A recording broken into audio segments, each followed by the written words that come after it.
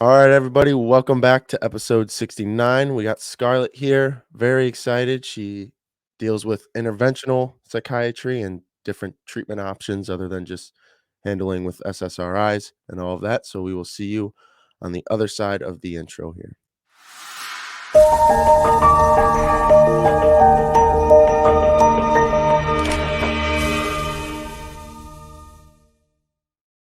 All right. Again, new intro coming soon. Very excited for that. But Scarlett, I'm very excited to talk. We'll start with how you're doing. How was the week? We're Friday here, so how you doing? Yeah, Friday. The weekend is coming, so the weather is kind of cooperating a little bit more. My daughter's a softball player, so we spend a lot of time at the field. I'm looking forward to that. We've got some regional tournaments coming up, and the weeks these days are just kind of a blur. It feels like I get to Friday and I'm like, what just happened? What? I don't even know where it went. So I'm trying to approach it a little bit more intentionally and thoughtfully, but I'm not always successful, you know? Yeah, it's one of the hardest things. What helped me most with that type of stuff because every week would just end up blurring together. Yeah. It just constantly go, and then I started going to church, and it just started slowing everything down. Like it's like a Nice. whole reset for the week. So, Yeah. Okay. um, but yeah, well, I'm very excited to talk because we just chatted for about 5 minutes before this. I am like I have no idea about really anything about what you do, and I don't Okay. think my audience members know either because it seems like it's a more I mean, not many people talk about this. Everybody knows about the SSRIs. Everybody knows about Zoloft.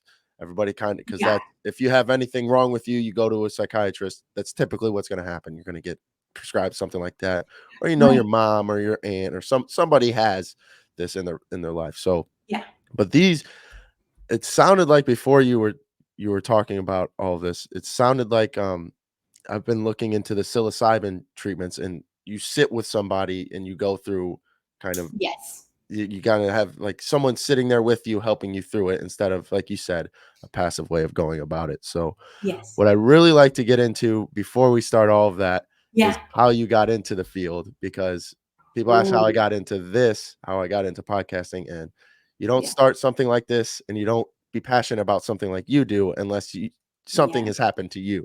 Yes, of course. Right. Exactly. So that for me, that concept kind of the concept that applies is something that Carl Jung, um, I guess, coined the wounded healer. And so there's a lot of us in mental health. I would say most of us, if not all of us, who are in the mental health field. We got here for a reason. We didn't, we didn't Yeah. become data analysts for a reason. You get anyone who's in mental health and they say, no, I don't have any trauma. I just think, are you in denial? Or I'm not real sure about that. That's just my own skepticism and doubt coming through. So maybe there are people who don't have their own stories that came here, but I've definitely sort of what I say is earned my seat Okay, yeah, I at like the that. mental health table. Yeah, I like that. Yeah. Yeah. I'm with you, though. And I think a lot of people don't recognize the trauma or just they've been taught to just keep going, so it's not mhm, or don't yeah, a lot of people just don't wanna think about the past anymore. So, absolutely. Well, I mean, yeah. it's easy to remain distracted Yeah, through way all easier. through all sorts of it is easier. Like Yeah. sometimes I walk through my life and I'm like, can I would just like the luxury of not being in a place of awareness or having or Yep. being the one who's going to change the legacy of my Mhm, intergenerational trauma, right? So this started generations before me. And what I lived through mhm, as a child didn't begin with me. It began generations before me. So um but that so it's helpful to like when I say I earned my seat at the table um, of mental health. I don't have to stand on top of it anymore of that table and shout it from the rooftops, and I don't have to climb up underneath the table. Right? It's just part of me now, and it's created me into who I am today. So I'm living now at a level of integration that maybe I hadn't before. Like, when you're first struggling in the injury phase of trauma, emotional trauma, physical trauma, when you're struggling in that place of injury, and also some people might refer to it as being a victim, although lots of people would rather not acknowledge the victimization, right?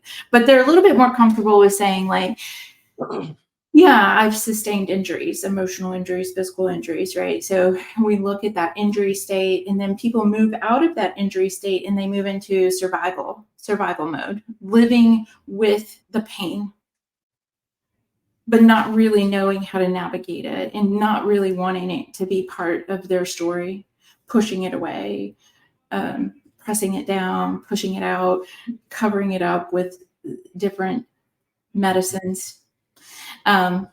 Whether that medicine be a pie, or whether that medicine be Netflix, or whether that medicine be alcohol or drugs, like, it doesn't matter. If I'm using it outside of me to escape what I'm sensing inside, then it's some form of pain, right? So I spent a lot of years in survival. And then I moved into a phase of like existence where I wasn't creating harm to anyone and I wasn't harming myself. It was just a space of existence. And so you move from injury to survivor where you're just like, right? And then you move into a state of existence on this recovery, or my experience, the way that I have experienced it, and moved into a place that's like, it wasn't really peaceful and it was effing difficult. And now I feel like I'm more in my healer phase or healed phase, right? And they say hurt people, and healed people, heal people, right? Okay, I never heard the second part of that. I like you yeah. Yeah. Yeah. Hurt people, yeah. Yeah.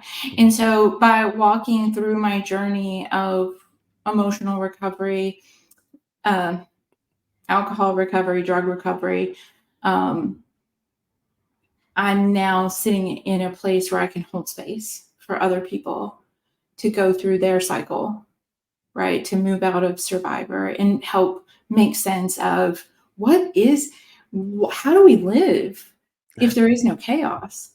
What the Yeah. is that? I don't even know how to live without chaos. Like, that's confusing. That's very disorienting. All I know is how to react to pain and chaos.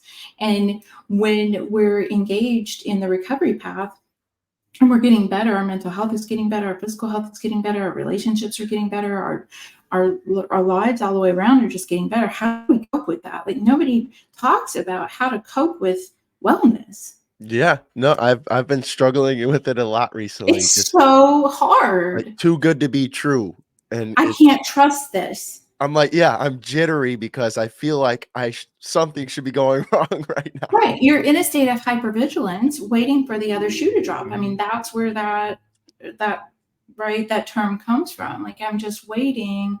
Surely it can't be this easy. Are you serious? What is this? Mhm, So I think it's really like the most important part of some of the interventions that we're going to talk about is finding space for integration and figuring out, when I got sober from alcohol, they're like, oh, it's kind of easy to quit, but it's hard to stay quit. Like, it's hard to figure out how mhm. to live in sobriety and live without alcohol and all the other ways that we can take ourselves out of sobriety. So that kind of gives you a little bit of background on my healing path. I could talk about my wounded path. I grew up in a home that really valued checking out. Mhm. It wasn't easy to be my mom. She had a hard life. And so I'm just going to go ahead and give like a trigger warning or a trauma warning, because it's not a pretty story, but everyone has their story, right? And mine is no more or no less. It falls on some spectrum of severity. I would say in a lot of cases mine is probably less severe than some people's, but oftentimes like more severe. So who knows? It Mhm. is is my experience. It took me a while to realize that so that I could start working on my trauma, 'cause in the army, Mm, it was always this guy did something better or cooler. Cause so for us, we go overseas, he did something better, he has a cooler story, so my story doesn't really matter at all, cause I didn't get blown yes, up, all of that, so I didn't even think yes. about it, but One-upping our pain, right? I can right. one-up that, right? I remember when I was in the Air Force, there was always a lot of one-upping. There was a Yep. lot of pissing matches. And so it's natural we would get into that with our woundedness. So in I survived a mother. I was She did the best she could with what she had. Her mom actually committed suicide in her bed when she was 14. If you can imagine waking up to your mom having taken her life in your Mhm. bed, like that's just huge. And so her answer was drugs and alcohol and moving. We relocated like nobody's business. So when I tell people, they say, "Oh, where are you from?" And I say, "Well, I lived in 13 different states before I graduated high school." And they go, "Oh, you must have been affiliated with the military." And I was, "No, I wish." Like, at least there would be some commonality in the community, right? Like we Yeah. all know we're all going to relocate. This was like, let's do, let's do. Like stuffing your shit in a bag Yeah. and hitting it. So um it was a lot of instability, a lot of abandonment, a lot of loss. Like in back then you have Facebook, you have texting, you have phone, you have cell phone. I'm 49 years old. When you left a state, you left that state. When you left that school, when you left that city, you left all those people behind. There was no like, hey, I'll come back and visit in the summer. Like this is it, and a lot of times there Mhm. was goodbyes. There was no opportunity for that. And so I don't live with a lot of blame or anger anymore. I used to have a lot of resentment around why could she have been better. Um, but she was surviving. She was surviving with a lot of pain. And when I was 20 and she was 40, we started drinking together when I was about 13. Um, I did my first hard drug when I was 14 with a relative. So um, that was just how it was in my home. Wow. It wasn't really odd. And so, but when you're in high school around that 14, 15, you're going over to other people's houses and you're like, oh, nobody's really doing cocaine here. What is that? And you What, feel you free. guys don't have fun in this house? How do you even have fun? And they're out there like on the trampoline. I'm like, what's a trampoline? Um, that's how they get high. Yeah. So, I mean, feel free to edit any of this out if it's like not appropriate or something. I'm pretty open with my story. So, Mhm. anyway, um, when I was 20 and she was 40, we were out partying and she drove home and I was riding with her and we had an accident and she didn't make it and I did. Wow.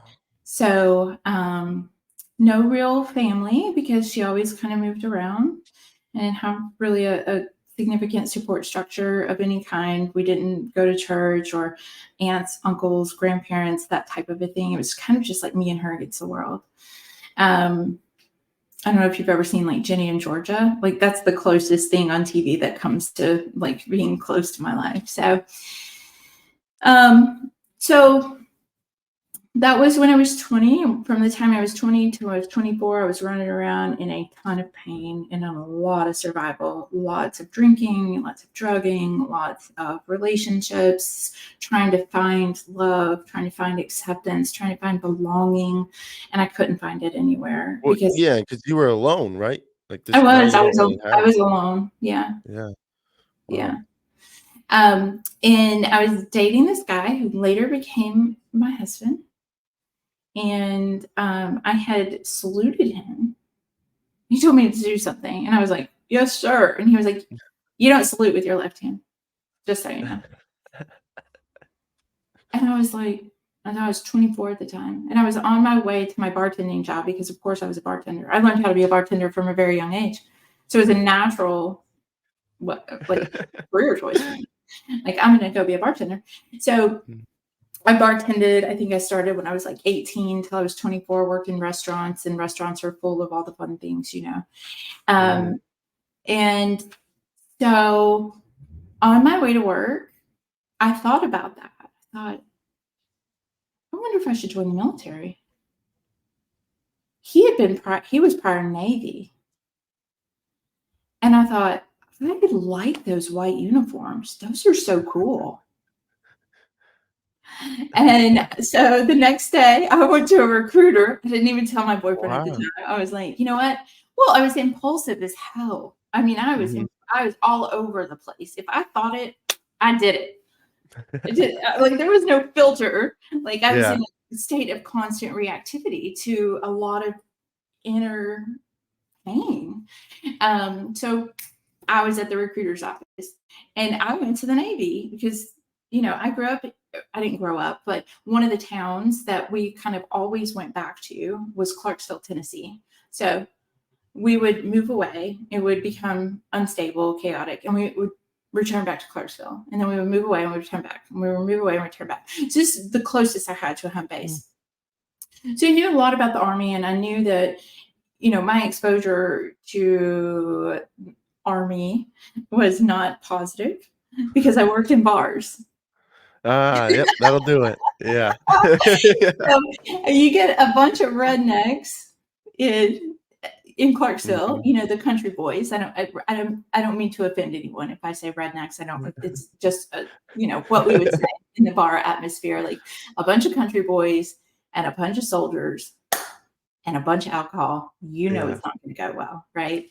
So that was my exposure to the Army. And so I went and talked to this Navy recruiter. I went home. I told my boyfriend at the time, and he was like, "Oh, no, no, no, no, no. You need to join the Air Force. You do not go into the Navy. That you're just not, that's not a wise decision. You don't know anything about the Navy." And I was like, "They have the cutest white uniforms, though. I mean, like, I really want one of those white uniforms." And so we talked to the Air Force recruiter, and he was like, "You know what? If you worked in medical, you would get one of those white uniforms, a very similar one."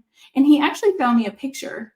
And I was like, "Okay, yeah, I'll go for Yeah. the Air Force. That's cool." Now we're talking. Yeah. That's wow. That's how I chose my branch of service. Huh.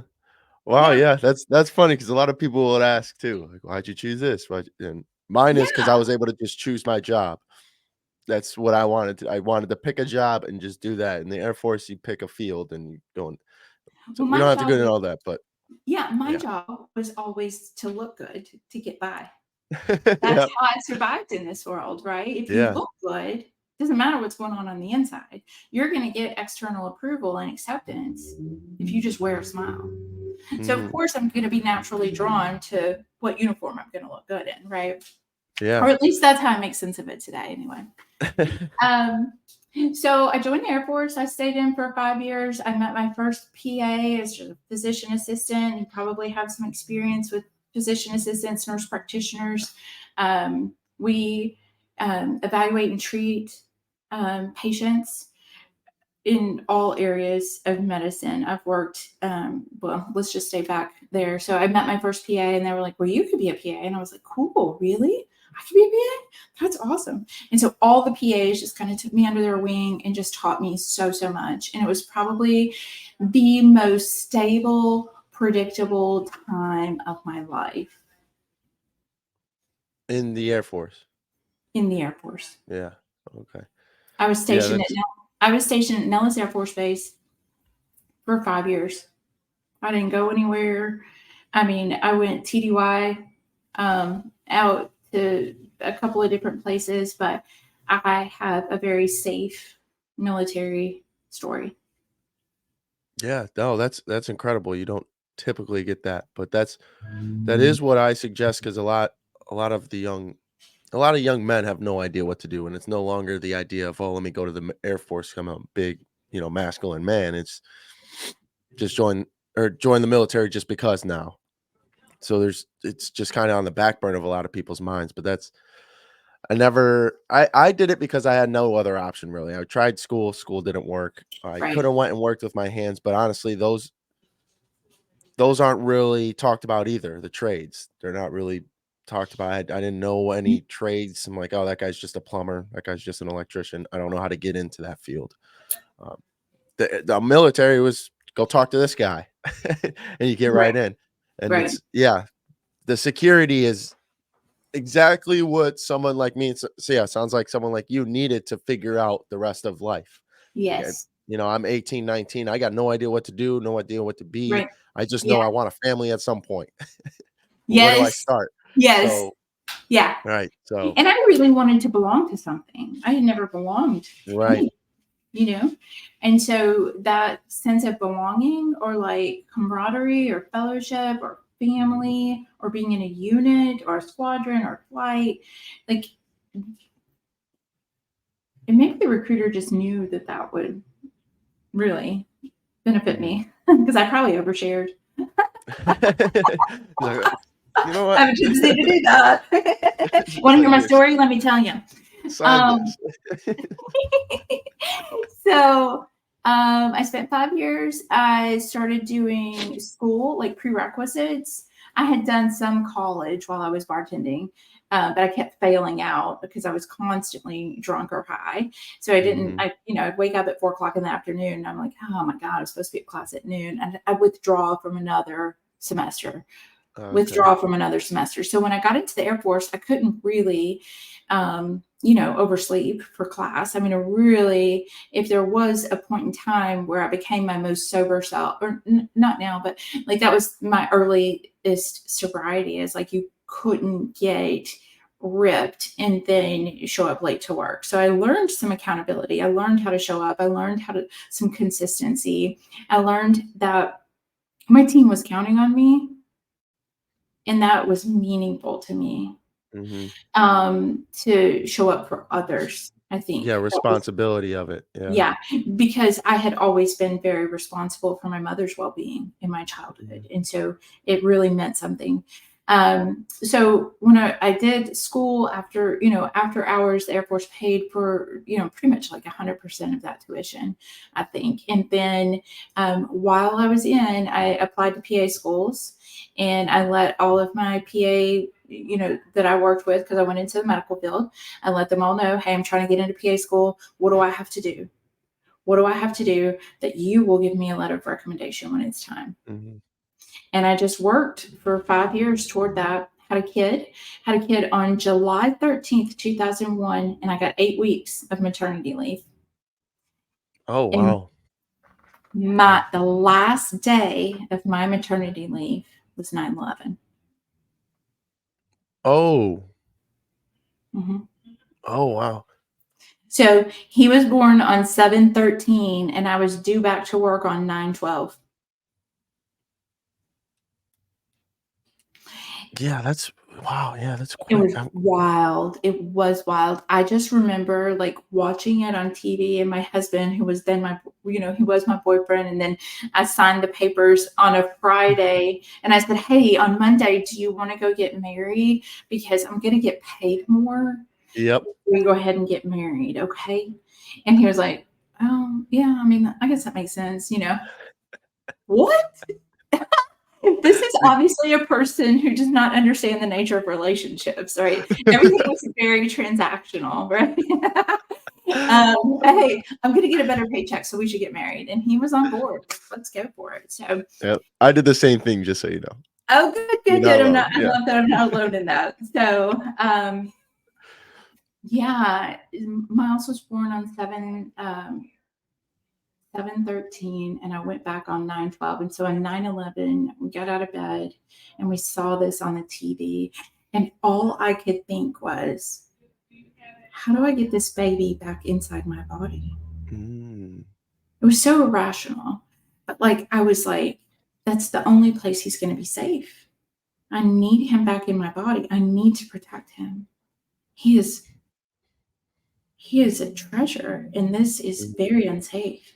And so course, I went back to work the next day, and after 8 weeks of being a stay-at-home mom, and then I ended up getting out in '03, May of '03. I was in from May of '98 to May of '03. Mm-hmm. And then I went straight into PA school, and I graduated from there in '05. And then here we are now, like almost 20 years later, of taking care of patients in Yeah. Wow. family practice, urgent care, orthopedics, emergency medicine, and finally, my love, psychiatry. Yeah, wow. It's for me to know that there's another avenue for psychiatry is nice because so my goal right now is I'm going back to school like 2 weeks or something, and I'm going until I just get my doctorate. I'm gonna go get a doctorate in psychology so that I can become a psychologist for vets. Oh, wow. Okay. That's the goal. Oh, let's And I talk more about that because I and have I all kinds chose of ideas for you. well, I chose psychology because when I think of psychiatry, I think of SSRIs. I think of all Yeah. of the stuff I don't wanna be a part of, and this Yeah. this is labeled as psychiatry because it's a treatment option to it, right?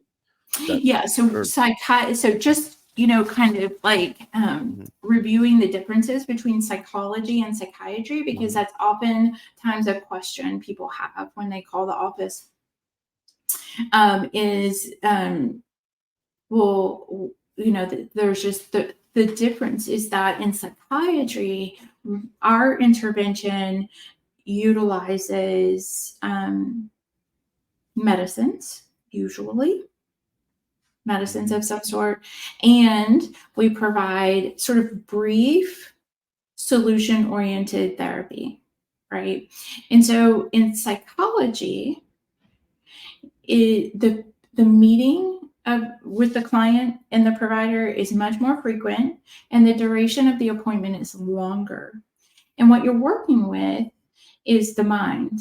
You're working on behaviors and you're working on thinking, and you're looking to understand your internal landscape and your mhm. external landscape more effectively, and to change your thinking and your behaviors to align with your beliefs and values. Like that's the idea behind, therapy, counseling, psychology. And in psychiatry, what we're doing is we're providing medications to treat the symptoms of mental illness. Okay. Does that make sense? Yes, how do you know I mean, I'm sure we'll get into this anyway, so how would you know someone needs to be medicated? So for me, Yeah. I think I mean, a lot of psychologists and just in therapy in general, and it happened to me, there wasn't like you said, they're looking to help you align yourself with your beliefs, change your behaviors and everything, your mindset, everything for your Yeah. beliefs, but they never Right. once asked me what my beliefs are. Like, we never went down what are your values? What are your beliefs? What are you doing every day? We never really covered that. We just went through my trauma, and then recently we started doing that with the newest therapist I got, but how would you know that I would have needed medicine to do that? So I think that kind of begins with the patient, right? A lot of times I would never go out there and like promote everyone needs medication, because that's not true. Um, I think everyone needs therapy. I believe so as well. I'm with you um, on that. So I think that the first thing that we look at when we're trying to assess if somebody would be appropriate for medicine is we look at their functioning, their level of functioning in their social life, in their occupational life, and in their academic life. So, how are your relationships? How's it going at work? How's it going at school? Right? How do you feel like you're functioning in life? Are your symptoms from your depression or your PTSD or your anxiety limiting your functioning in such a way that continued performance in that way is not sustainable? right? And Mhm. so you really, a lot of, patients oftentimes, there are lots of times that I meet with a patient and say, I don't think you're appropriate for medicine because here's the thing with medicine, lots of side effects. And it's a lot of trial and error. And what patients tell me is, I feel like a guinea pig. I'm so sick of coming here and trying pill after pill after pill after pill after pill after pill. And I'm tired. I'm tired. And so I call that pill fatigue. They get just really sick of it. And I address that very early on. Hey, if you get to a place where you're just over it, you need to communicate with me so that together we can address that. We can say, hey, let's take a break for 3 months. Let's take a break for 6 months. Or maybe you're just done altogether. And anytime, my personal opinion, anytime somebody is writing a prescription for medication, they better be talking about meditation. Mm. Because if you're not, there's, it's not just pills, it's not just medicine. We have to address, what are you eating? What are your sleeping behaviors? What are you doing before bed? Because I am not kidding you when I say last week I met with a patient who was complaining about their insomnia. And so we went through, um, like, what is your sleep hygiene? She literally drinks Mountain Dew all day long, smokes cigarettes all day long, right up until bedtime. Mhm. And I thought, and you think a pill is gonna like cover that up? Like, and I'm not poking fun at her, but I am very casual in how I interact with my patients, and that's something that a lot of them prefer, is that I kind of feel like a friend who knows how to prescribe medicine. You know what I'm saying? Right, right. So in that situation, we were able to laugh about it. Of course, I wouldn't be joking around with a patient who wasn't in a place to receive, like, you Mhm. know, just poking fun. But it's true. I mean, we have to look at sleep hygiene. We have to look at dietary choices. We have to look at physical activity. We have to look at the relationships that you're keeping in your life. If you don't get out of that relationship with that spouse or that sibling or that friend who is shaming you, Mhm. then there's no amount of Zoloft I can give you, Yeah. Yeah, because it's that's like I enough to said, make anything go away. Yeah. this is not addressed in the Army, at least. When I started going to therapy, I was getting out, I was getting med boarded. So, to me, where we worked, we needed a security clearance. So, everybody there figured if I went to therapy, you're gonna take my security clearance. So, nobody Yes. was going to therapy. Yeah. I was already getting out, so it didn't matter to me. Yeah. So I went, and then there was about 4 or 5 more people going in after me because they realized, "Oh, well, if he goes, then clearly we're fine." And nobody seemed to be addressing like you said, the eating. Are we smoking? Are we drinking? I mean, alcohol alone kinda just throws off the whole body, pretty much everything about it.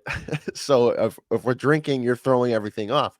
So are I could prescribe you something, but like you said, it's that on top of something. We studied this pill, I'm guessing, to sober people. We're not throwing this pill at people who are drinking. We're not throwing Right. this pill at people who, Yeah.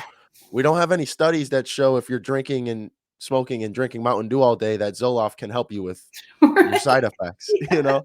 Yeah. Yeah. So Yeah. we don't know, and like you said, if we need to be talking about meditation, one number one thing meditation does is get you in tune with your body. If you're not in tune with your body, how are you Yep. gonna know the side effects of what's happening? You'll have Yeah. no idea. You're just, "Oh, Yeah. okay, well, now my right arm, feels off. Whatever, must have did something yesterday." Whatever it may be. So if we're not talking about it, then there's no way a doctor can accurately prescribe me something, and that's why I tried not to go. When they prescribed me Zoloft, no one even talked to me. I went to therapy, she said, "You should probably get Zoloft." She couldn't prescribe it, so she had the doctor prescribe it, so the doctor never even talked to me. He prescribed it, and then when I moved down to Florida, no one checked up on me, they just started delivering it to my house every month. in the mail. And it just all seemed off, so I quit taking it after about a week, but yeah, it's like you said, if we're not talking meditation with it, I mean, we're not really getting anywhere. Right. Yeah. So, so I kind of work. So I work from this for psychiatry or mental health, mental wellness. I work from the model of bio, psycho, social, spiritual model. Right. And if we can envision a table with four legs, and so those four legs are biological, psychological, sociological, and spiritual factors, right? And so biologically, what are you doing? Are you getting enough sleep? Are you getting enough to eat? Or do you have food, clothing, and shelter?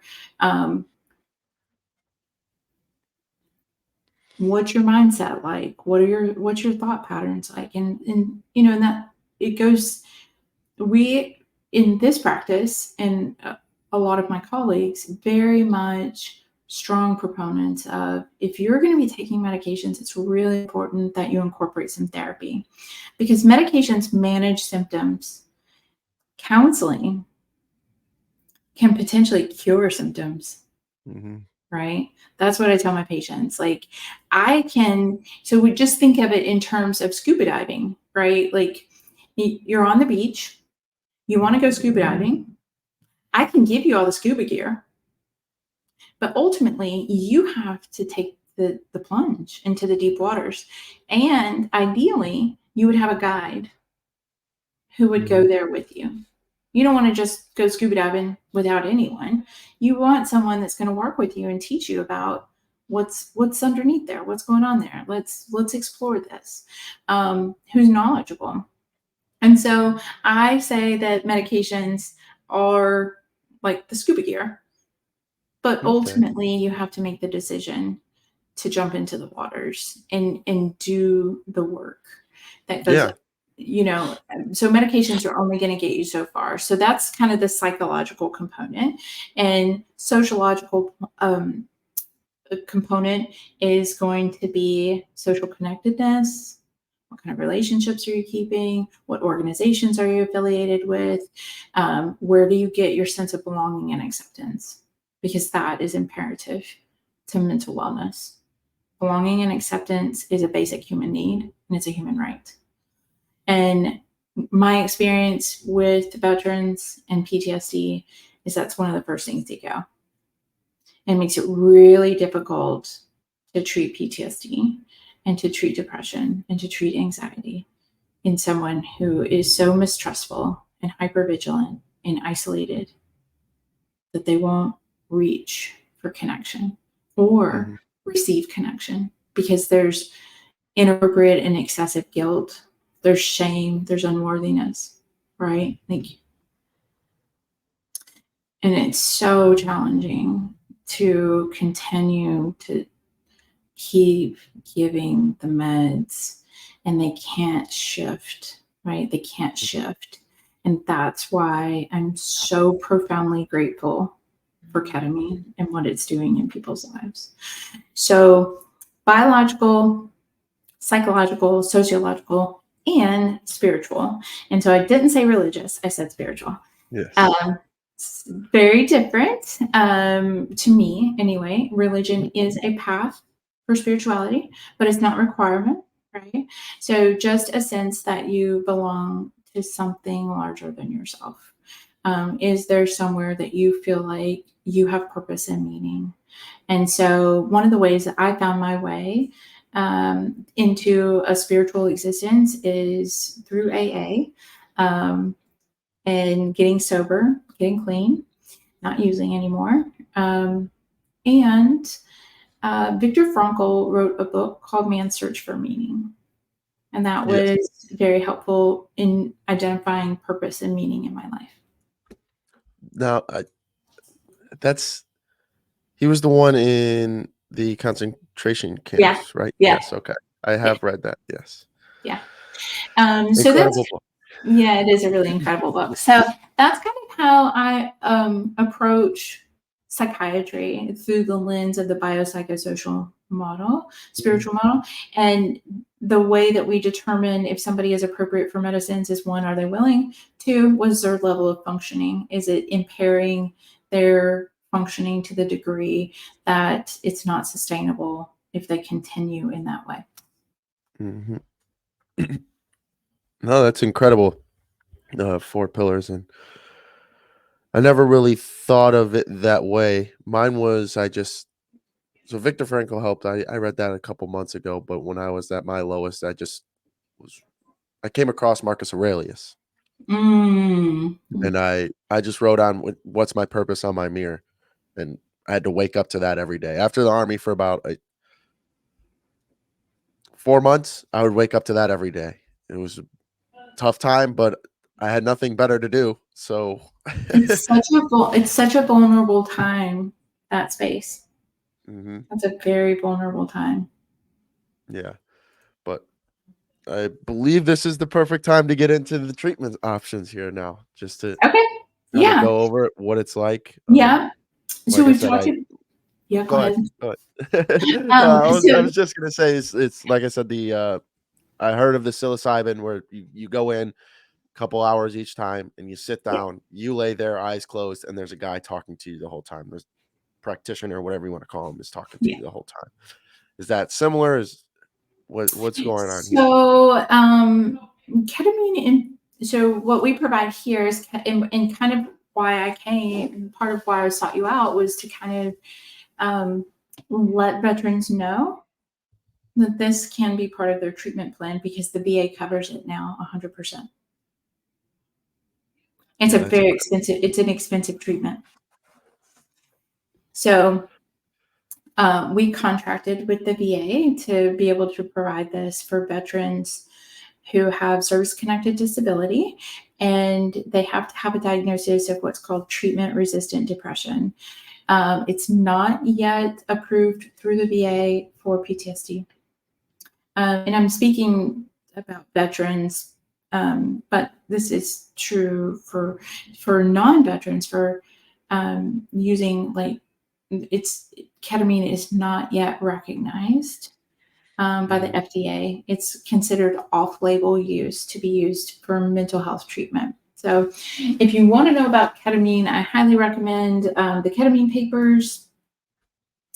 It is edited by Phil Wolfson, and so it's just a series of different papers about the use and the history of ketamine, and has been kind of my Bible for learning about ketamine. And so I first came across ketamine when I was going through a really very significantly dark time in my life, and it was in November of 2020, and I was contemplating suicide, and I needed to act quick. I knew I didn't have time to try another antidepressant.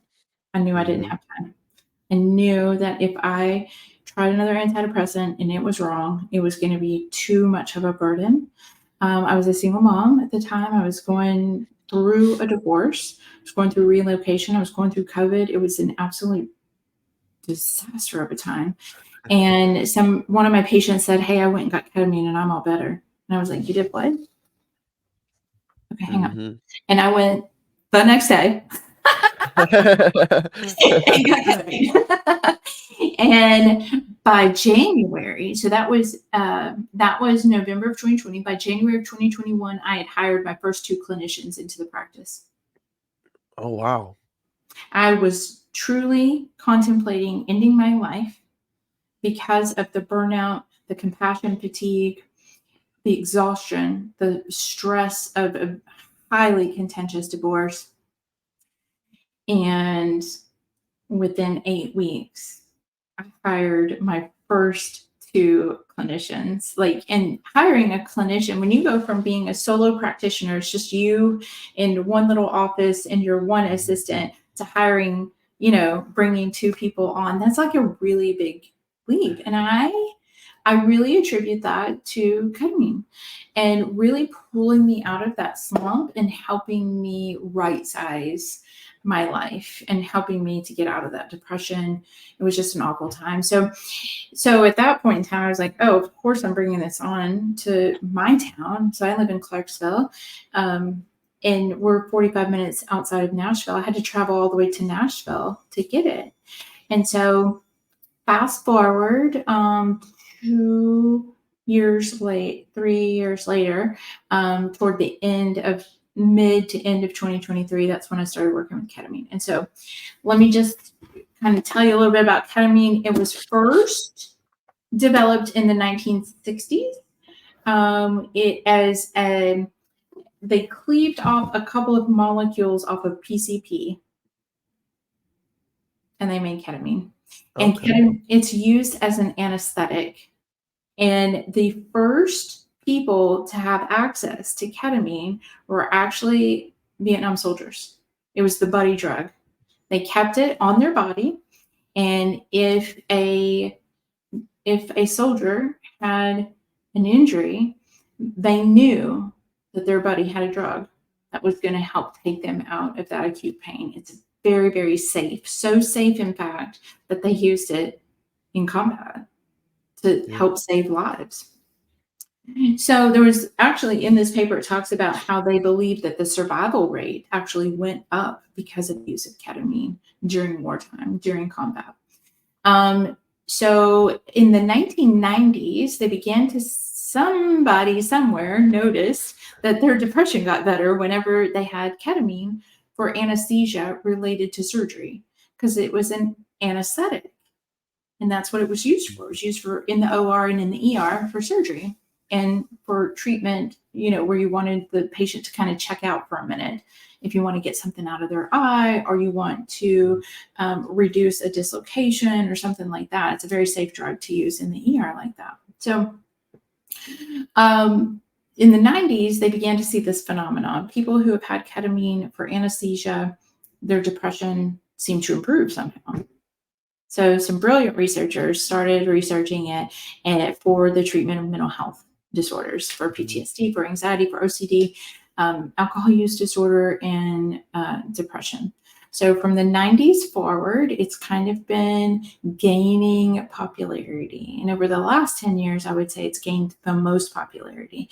And now we're very, very close to getting insurance to cover it. I really, truly believe that we are very close to getting insurance to cover it. So we use it in what's called sub-anesthetic doses. That means doses much smaller than what you would use to put someone asleep for surgery. So it's a safe medicine, although we do monitor vital signs while there's somebody in the room, but we're not doing any psychotherapy. Okay. It's ketamine infusion therapy is different from ketamine assisted psychotherapy. Okay. And ketamine assisted psychotherapy is really tremendously effective for people who are having a hard time accessing some really difficult places. And that is not given usually in an infusion through the vein, the way that we are doing it for ketamine infusion therapy. It's usually like a troche or maybe a small injection into the muscle. And that's being shown to be very, very useful as well in therapy. So ketamine infusion treatment is a series of 6 infusions over 2 weeks or 3 weeks, depending on the provider's preference, the patient's preference. And then after that, maintenance treatments can occur. Not everyone requires maintenance treatments. Some people come monthly. Some people come once every 3 months. Some people come once every 6 months. The idea with ketamine is the way that it works in your mind.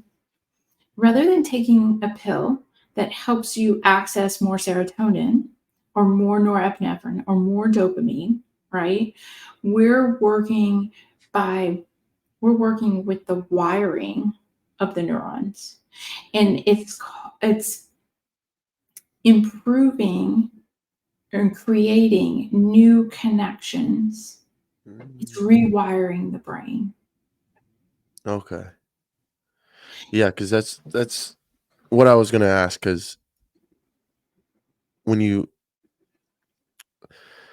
when you take it, like, what happens to you? So, I mean, if we have a label of drug to something, people are gonna freak out when like, if I tell my mom anything about a drug, it's immediately like, "What are you doing, Trev?" Like, it's a Yeah, freak out. So what yeah, is like what does it feel like? You said it's some anesthetic. You yeah. just sitting there, like, what happens? Yeah, so we get the IV going. We've done all our vital signs. Mhm.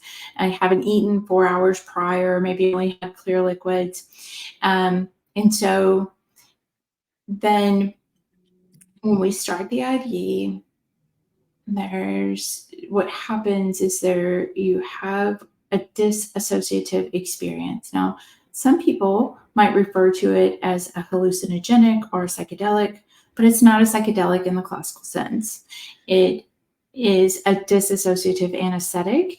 And when you have this disassociative experience, it can feel hallucinogenic. Okay.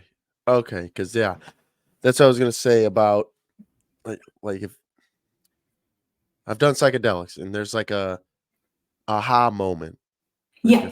if I'm doing something or laying down or whatever Mhm. it is, there's like a, "Oh my gosh, aha, this is Mhm. what I need to be thinking about," and it kinda rewires my thoughts Yeah. instead of my brain, Mhm. it seems like. So, Mhm. do Yeah. you do you like, feel it after? Like, when you went and did it, did you just feel immediately after you're like, "Oh my gosh, I'm just like, I'm just better," or did you realize there's a little bit that was fixed? What after you did it, what was like the, I don't know, feeling, I guess, or aha? So studies have shown that I first talk about the studies a little bit. The studies have shown, and this is being done in the United States. You come into the ER with suicidality. They give you one injection into the muscle of ketamine, and suicidal ideation is gone the next day. Hmm. Yeah, it's great. Yeah. So, of course, there are some risks. I don't want to talk about all the benefits without talking about the risks. So we'll make sure to cover that before we finish. But it can, in one single dose, eliminate suicidal ideation. Now, that doesn't mean that you'll never be suicidal again, but that episode of acute suicidality can be treated with ketamine.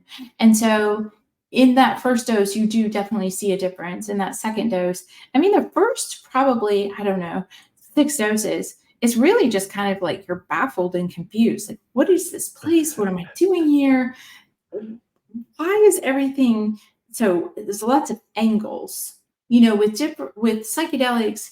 You have different experiences with different psychedelics. With ketamine, initially, at least for me in the beginning, there was lots of angles and fractals and colors, and it was really just very confusing.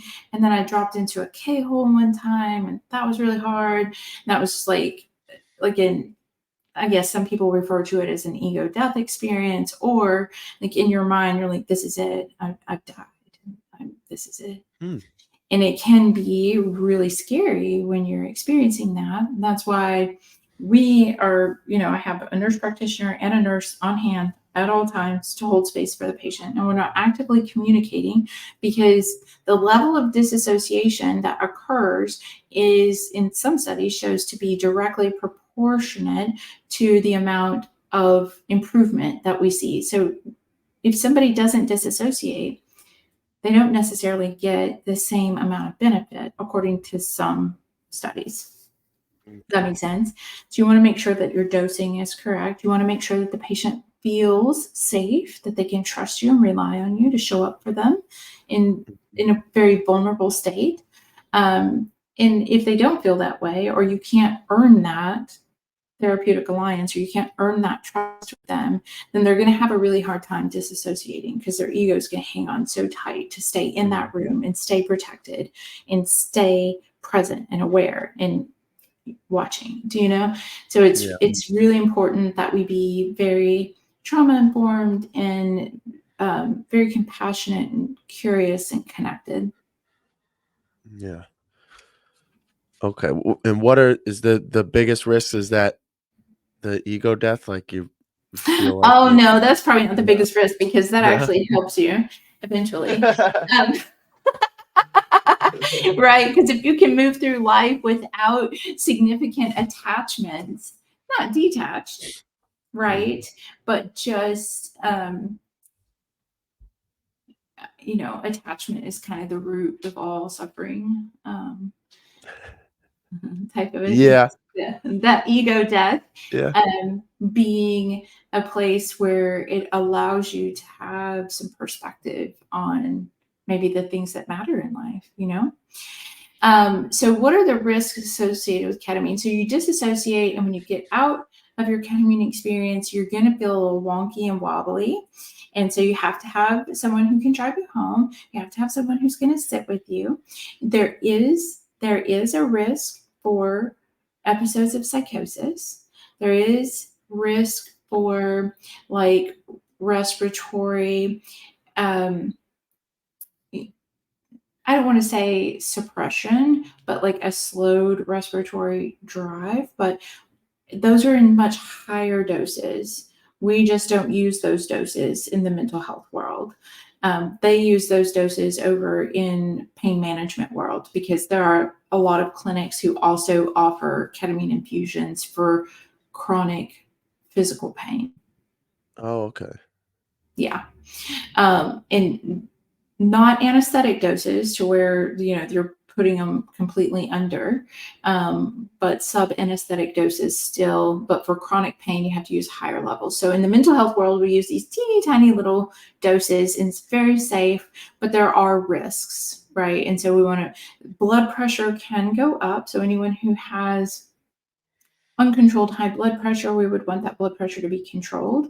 Anyone who has recently had any kind of cardiac event, we're going to want to have a cardiologist involved who can tell us, like, yes, this is safe for this patient. If they Mhm. have some sort of cardiac arrhythmia or some sort of cardiac structural concern, we want to make sure that we're doing the right thing there because there can be some impact on the cardiac output. So we make sure to get all the specialists involved that we need. So the Mhm. contraindications are people who have ever abused ketamine, addicted to ketamine, had an allergy to ketamine, or are actively manic in bipolar disorder. We don't want anyone who's actively manic to get ketamine because that could be difficult, or having an episode of psychosis. I do know practitioners who provide ketamine infusion for people with schizophrenia who have had psychosis, but I'm not one of those providers at this time. Yeah. You know, Little dangerous, yeah. yeah, psychosis and hallucinogens. And so some people say it's a contraindication or it's not, I've heard other schools of thought that say, well, maybe this could actually help schizophrenia, but that's very early research Mm. phase of Yeah, those. not research you need to be doing at least, right? No, not me. We'll wait till the research is out. I'm over here playing it safe. Yeah, Yeah. and then you said at the beginning there was a couple other things you wanted to talk about. I'd like to touch on those because yeah, this sounds Yes. like you said, this sounds great. This sounds amazing. Sounds like I need to do this soon. Oh, Um, I'm so yeah, happy. I will um, agree. Let us talk about that and I will connect you with what area are you in? I'm in Tampa. Oh yeah. Yeah, Yeah. I know clinicians in Tampa. Yes. Alright, awesome. Um, so the other thing that we are trying to tackle persistent depression with, because our goal is to reduce the incidence of suicide. We live here in this town. It's 22% veteran population in Clarksville, Mm, and I want to reduce veteran suicide. I want to end veteran suicide mm, in Clarksville. I do not want to hear of another vet taking his or her life again. yeah. So, if ketamine is not appropriate for some reason, and medications have not worked, and we're dealing with suicidality or we're dealing with treatment resistant depression, the other option we have, and I showed you my ketamine paper. So, this is a big pharma drug. Unfortunately, what they did, not unfortunately, I've seen a lot of success with Spravato. Let me just say that. So I don't want to be like a Spravato spokesperson. Hello, I'm here to talk to you about Spravato today. Um, it's really been a game changer for lots of patients. And so I'm really excited about it. I wasn't at first because I was diehard, like I had chosen a team. I can only choose the ketamine team, and Spravato's out of here. I really did come in with a bias. So Spravato it's S-ketamine. And so what they did is they cleaved off a couple of molecules, they packaged it into a nice little nasal spray, and you have S-ketamine, and it does cause some disassociation. Some people do not disassociate at all. And so you do that like twice a week for 4 weeks, and then once a week for 4 weeks, and once every 2 weeks thereafter. And you have to do it in the clinic, and you can only do it at special clinics that have a certification from the REMS certification program. I believe that is monitored by the FDA. So it's Okay. very tightly controlled because it is a controlled substance. And so the VA also pays 100% of Spravato Okay, wow. for treatment-resistant depression. And then the other thing is called TMS, and this is where it's short for transcranial magnetic stimulation. And I don't know if you can see in this picture here, they put this magnet on people's head, Okay. and it helps also with the wiring of the neurons. It helps awaken those neurons that fall asleep during a depressive episode, chronic depression, where you have tried and failed other treatments like therapy, like SSRIs, SNRIs, second gen or any generation antipsychotic, and it doesn't come with all the side effects. Men especially hate antidepressants. I couldn't stand it. It kills the sex drive. Like, great, I I want to didn't care live. about that. I wanted to wake up. Like, it's I was Yeah, sleeping 16 hours a day.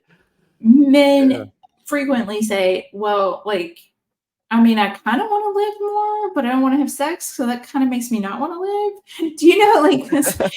Hey, we got rid of your depression, but you just go ahead and forget all about that physical intimacy. What? That's not Yeah. okay, right? And so these treatments, that's what I love about them, about ketamine, about Spravato, about TMS, is that now we're getting somewhere. Now we've got Mhm. solutions outside of those that were not working before. Antidepressants in the STAR-D trial shows a 30% success rate. 30% for all those side effects, you know? Yeah. So of course I still prescribe them because there's a place for them. But if we're not getting to where we need to be, to where someone goes from mental illness to some level of mental wellness, then let's start looking elsewhere. And so maybe after MDMA gets approved, I can come on here and talk about Mm. MDMA. And Yeah. there is some treatments going on. There's an organization that works strictly with veterans and specifically special forces that do ibogaine treatments down in Mexico. Um, so ibogaine is very effective. Ayahuasca is very effective. MDMA Mhm. is very effective. Psilocybin, also very effective, can really awaken you to a higher purpose and evolving, instead of dying from mental illness. And that's what I'm really passionate about. That's my Yeah. purpose. Or even being stuck in this hole for God knows how long while you try out every pill that you can try out, while you constantly Yeah. search, like Yeah. there's so many different pills you could try. If you find the doctor, they'll help you try every one of them. Every one of them. And I keep trying with patients. We do. We keep trying and we keep trying. And I don't want to give up hope ever. I want to keep trying with them. But it's exhausting sometimes to wait 6, 8, 10 weeks for that medicine and to get to that end of that 12-week trial, which is considered an adequate trial, right? 6 to 12 weeks, an adequate trial period, only to say, okay, we're gonna have to taper this and then start on something new. And people are just like, no, No. No.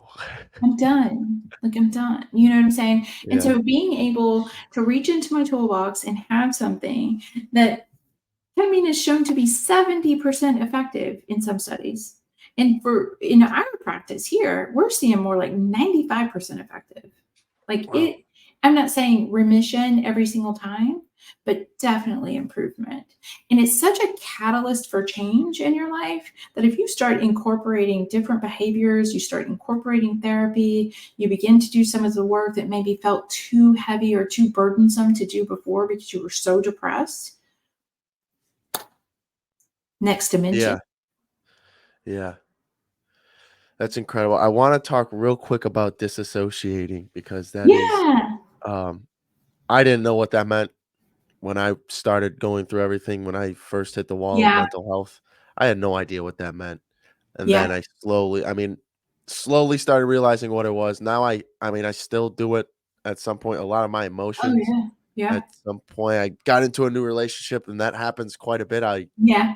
Um not talking about this, and it doesn't even matter right now.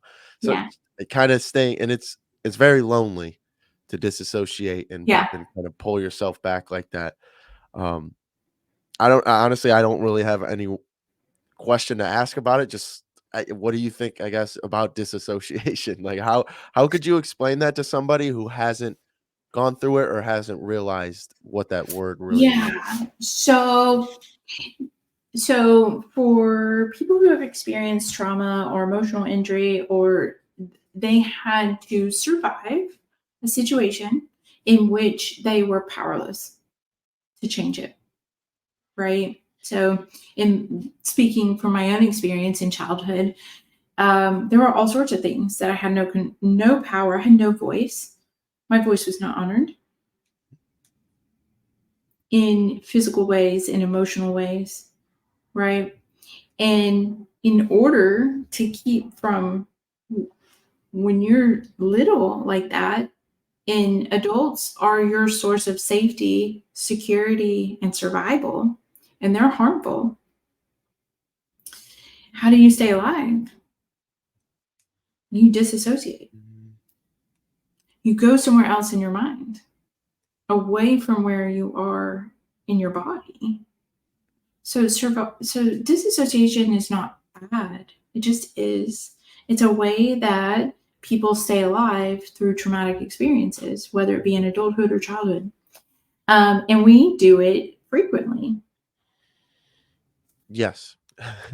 And a lot of times when I'm talking with patients, I have to kind of slow down and be like, okay, wait, what's going on? Are you still here? And we have different methods of Mhm. like bringing ourselves back. We can focus on the breath. We can name 5 things that we hear. We can name 3 things that we smell. We can name 2 things that we see. So we can bring ourselves back to our bodies, right? So disassociation, it's different. So talking about a disassociative anesthetic, where you go somewhere else in your mind therapeutically, right? It's also Mhm. therapeutically when you're doing it somewhat involuntarily, really, because it's a survival skill. I got to get out quick, but I can't go anywhere. It's a way of staying physically present, but remaining emotionally safe. Yeah. Yeah, and actually, yeah, you described that very well because my therapist actually didn't describe it that way. I don't know what like I go to happens a lot to me when I go to sports events, and I don't know Is why. it then lots of people? It's overstimulating. It's crowded, and there's a significant loss of control. Yeah, yeah. If anything happens, there's so many people in here that it's gonna happen to. I can't Right. really do anything. I'm stuck in this small seat. I'm right next to two people. I can't Yeah. move. So I that's very triggering for you, huh? Yeah, I didn't even. And that was when I would kinda combat myself and say, "Well, like, get over it," type deal, like, "It's not a big Mhm. deal." And I brought it up to my therapist, and yeah, he gave me a couple things that I could do, and it didn't I don't know, it didn't really help. I don't know, I'm a big hockey fan, played hockey my whole life, and we'll go to hockey Mhm. games, and Yeah. when I go and watch the hockey game, I have to 100% be full in on the hockey game because if I'm not, if like the whistle blows and there's a commercial break and they got to stop on the ice and just TV timeout, I I go away immediately. I'm not talking to my family. I'm not talking to who's with me. I'm immediately gone. I immediately think of something else to think about because if I don't, then I'm sitting there thinking about I don't even know, like, I try not to do it, so I don't really know. I think about I'm in this small small space. I there's so many people in here. Right. It's so Yeah. loud. I Yeah. don't really wanna be here. I could Yeah. watch this at home in my Yeah. safe environment, not worry about Right. anything, Yeah.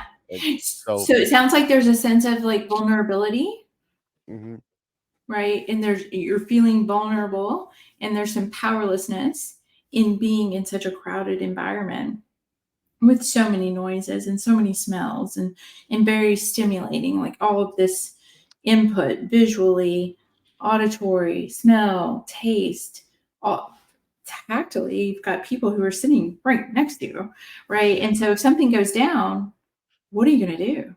Right. And so that's that trained part of you that wants to show up and maintain positive control right, because right. that's, I was talking to my dad the whole time last time I went.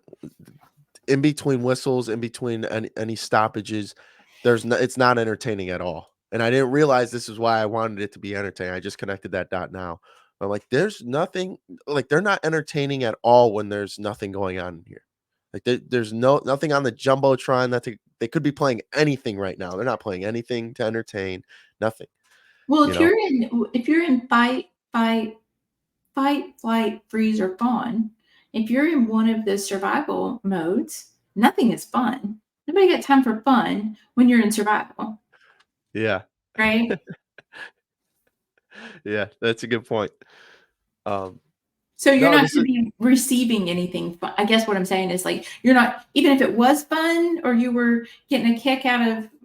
I know they don't have cheerleaders in hockey, but um, some kind of entertainment, like there's still a part of you that's not going to receive it because you're kind of like shut down and trying to keep from disassociating. And I think that, I mean, that's the power of therapy, right? Zoloft's never going to keep you from, it's not going to help you in, enjoy a hockey game. well, I mean, it'll help treat some of the anxiety, Mhm. but still disassociation occurs and it requires mental work to engage with yourself in a way that's going to recognize what's going on, investigate what's going on, determine what your needs are in that space, and then show up for yourself so that you are not disassociating as much. Yeah, and that's actually yeah, I meant to bring this up as well because when we were talking about therapy, everybody needs therapy. My therapist the past 3 times now has been asking, "Where do we go from here?" Because I've been doing a lot better just over like, I just scheduled one 2.5 months out, and month I was doing, like, every other week. It was weekly at one point, but, um, and he was like, "Huh, okay, why?"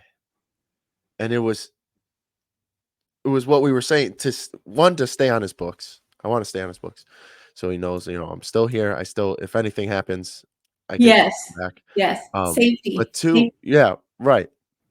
2 is to have that professional to talk to, and that's what I told him. Mhm. I don't have someone to come to and talk to about all this openly who has a professional opinion on it, a professional outlook on it. I have friends, I have family. I could go Google and then I change my own opinion, but there's no one I really can go to that has this professional opinion to where this is their life's work. This is what they're doing day in, day out, reading on this, practicing this. And that's I don't know. I think that's for anybody listening, that right there could be your only reason to go to therapy. Think of it that way. You don't have to think about this to, let's hone in and chisel down me to be the perfect statue. Let's just go there, Yeah. sit down, and Yeah. talk about whatever to Right. get a professional opinion on whatever it is. Yeah. You don't want to like I don't want to keep bringing this to my parents or my family. and they don't even know what to say anymore. I Yeah. brought too much to them, and now they don't know what to say. So I don't know. It's therapy, like we said, it's definitely something everybody can be doing. But one thing I do like to ask around every show, I actually went on another podcast and he asked me this, and it was I like the exercise. If everybody in the world was listening to you right now, if you pictured everybody, you're on a stage and everybody can hear exactly what you're about to say next, what would you want to say to everybody? What would be the one thing you would let everybody in the world know with a big megaphone? Practicing grace saves lives. Mm.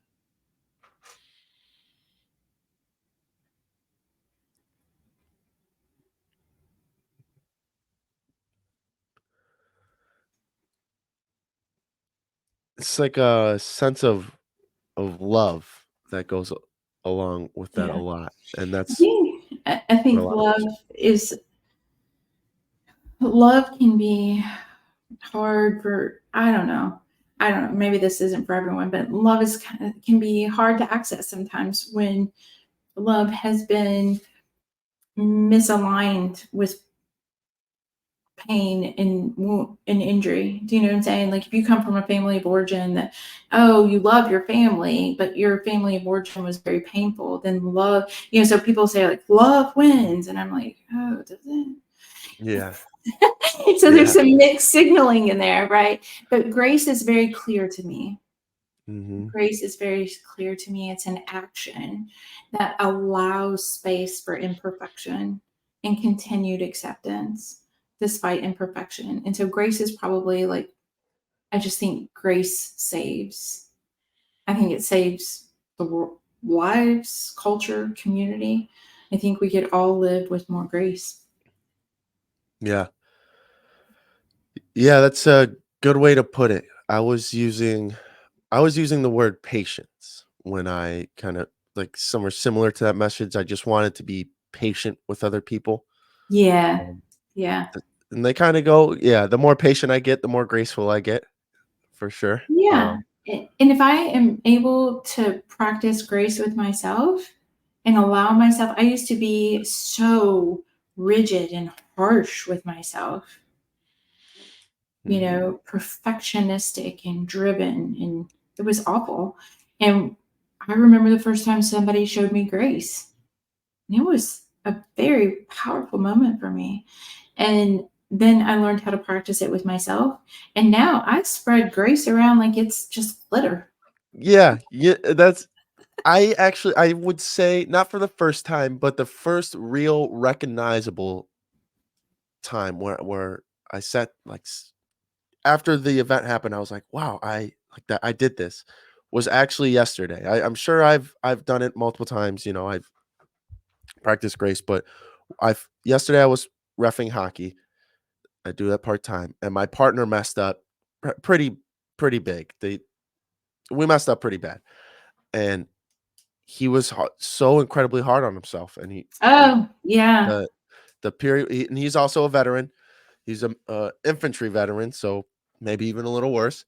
And we got back, Mm. the period was over, we got back, we fixed the mess up, and he literally he said, "I suck. Like, I suck at this." Oh, that's so And harsh. yeah, yeah, and I was like, "Oh, no, no, man, like, we made a mistake."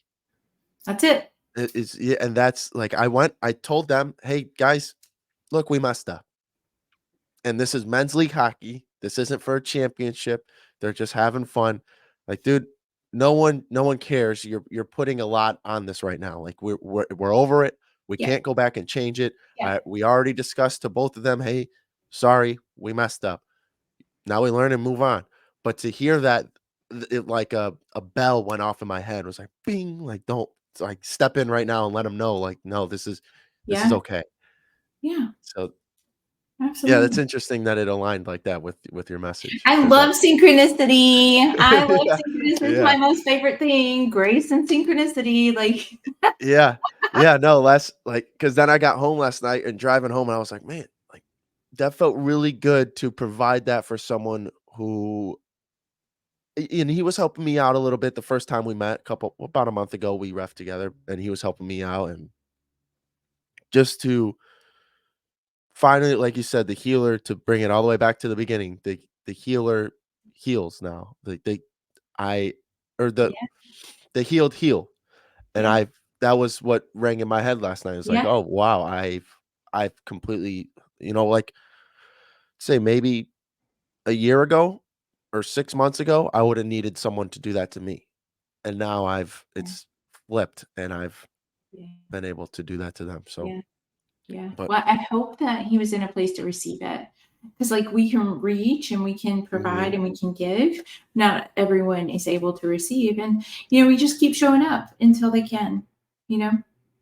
Yep, and that's another, yeah, funny that you say that as well. My new, um, I've moved in with somebody, and we both have some healing still to do, but my mom was asking me, "Are you sure?" She doesn't know him. I know of him enough to where I can move. I've read him enough to where I'm comfortable being his roommate, and she asked me, "Are you safe? Like, are you gonna be okay doing this?" Like, she's worried, she's my mom, it's gonna and that's kinda what I said. It's like, "Look, I'm excited to help each other out." Um, in the spiritual aspect, in the religion aspect, not spiritual. In the religion aspect, he knows more than me. He can help me a lot with that, and that's something I'm new to. On the other end, in the spiritual aspect, I could help him, and I'm looking forward to helping him and flourishing him. His dad died a little when he was young, or when he was young, his dad died, and his family's not really there, so he doesn't really have a brother, he doesn't really have a father, he doesn't really have that other masculine figure to help him figure things out. When girls, gym, anything. And I told my mom I'm excited to do and help him with that. And my mom's first question was like, if he's willing to receive. My mom's not in this realm at all or anything. And she's like, "Are you sure he's ready to receive that?" Aw. And yeah, I'm excited because I believe he is, but just Yeah, another little tangent there. and we control the controllables, right? So he's not ready to receive. That's okay. You can just keep showing up in a way that feels safe and secure, consistent, and reliable. You don't have to be perfect. You just get it right 75% of the time. Yeah. And plant the seed. That's all it Yeah. is. Let someone Yeah. know you're right there. But Yeah. thank you so much, Scarlett. That was awesome. Um, Yeah. Well, thanks for having me. I really appreciate being able to let people know about these new treatment modalities, and I'm really enthused about being able to impact people's lives specifically. Well, I love all people, but veterans are near and dear to my heart. So. Yes, ma'am. Yes, thank you for sharing. Because, like I said, I had no idea any of these were an option. I just started looking inward with myself, so not recently, but that was my treatment option. So, Yeah. for Yeah. people that when that happens, that's when suicide rises. People started thinking about it more. I ran into it myself, got awfully close with myself, Yeah. and yeah, to be able to after this, I'll text my old Army group chat that I haven't texted in 4 years and say, "Guys, there's an option," because 'cause they're all out in Clarksville, that's where I was stationed, so Oh, like, wow. "Guys," so yeah, I'll shoot a text over to everybody because just not that's the problem is nobody knows. Nobody knows that these are options. Yeah. So Yeah. and now it's covered by the VA, so that's huge. Even for the people getting out, if you're listening, like she said, what was it? It was treatment resistant depression, right? Yeah. And so They get that labeled. that Mhm. co-occurs with PTSD about 60%. I think one of those studies I had read was like 60% of the time you have major depressive disorder alongside PTSD. So, if and for the VA to cover ketamine infusion treatments, they have to have tried and failed 4 antidepressants, which is not hard. Oh, okay. That's how it's labeled treatment resistant, meaning we have tried multiple treatments and this is resisting the Okay. treatments. And so, for VA purposes, there has to be at least 4 tried and failed for the VA to cover it. But a lot of times, by the time people get to us, they've already tried. Okay. Yeah. Yeah, because I guess that would be the downfall then. Now they have to try them, and that kinda sucks, but who knows if I mean, if there's somebody in the army that could kinda help them do that, would I guess that If it's wouldn't be needed, too bad, you yeah. know, if Yeah. sometimes antidepressants work. I mean, a lot of times Right. antidepressants work, and so it may be a way to have to not receive ketamine infusion treatment Right. and just stick with the antidepressant. Um, and there, there is also cash pay options. They don't, but it is lovely that the VA is recognizing it and taking action to reduce suicide rates. I mean, Yeah. that's really big. It's really big on the part of the VA. Yeah, yeah, that's huge. That is actually huge, so, Yeah. um but yeah, awesome. Thank you so much, Scarlett. Um, Yeah, thanks for I'll having me. I'll I appreciate it. I'll send this when it's uploaded and everything, I'll let you or I'll send the link because we have a Okay, whole you'll have a whole page on the website, so you'll all your information will pop up with the link to everything, Spotify, all that stuff will be on there as well. So, cool. thank you for coming, and, yeah, we'll talk soon. I'll let you know if there's any buddies that of mine that are gonna seek out the help that you provide. Yeah, absolutely. Feel free to message me. Okay, thanks so Alright. much. Appreciate it. Yes, ma'am. Catch you all next time.